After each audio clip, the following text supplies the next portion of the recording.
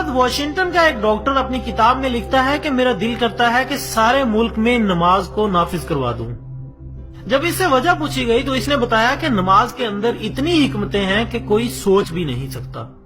वो नमाज के फायदे बयान करते हुए कहता है कि अगर इंसान के जिस्म को मादी नजर से देखा जाए तो इंसान का दिल पंप की मानिंद है जो पूरे जिस्म को खून सप्लाई करता है।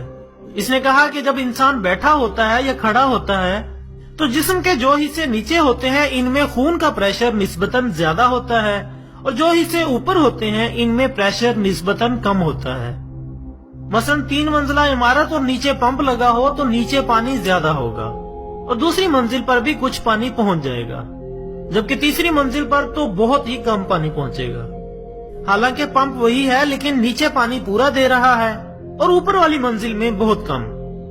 इस मिसाल को अगर सामने रखते हुए सोचें तो इंसान का दिल भी खून को पंप करता है और ये खून नीचे वाले आज़ा में बिल्कुल पूरा पहुंच रहा होता है, लेकिन ऊपर के आज़ा में इतना नहीं पहुंच पाता।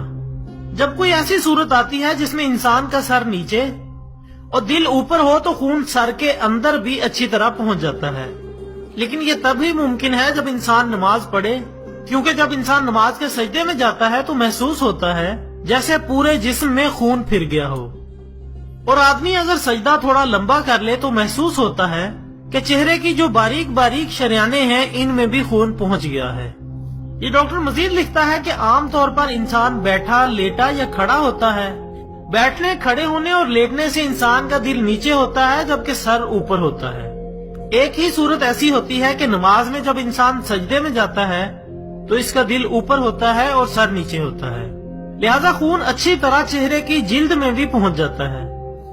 ख़वातीन हज़रात, नबी अकरम हज़रत मोहम्मद सल्लल्लाहु अलैहि वसल्लम का इरशाद है कि नमाज नूर है। अल्लाह ताला हम सबको नमाज की पाबंदी करने की तौफीक अता फरमाए। आपसे गुजारिश है कि वीडियो को ज्यादा से ज्यादा शेयर करें ताकि आपकी वजह से किसी के भी दिल में नमाज की मोहब्बत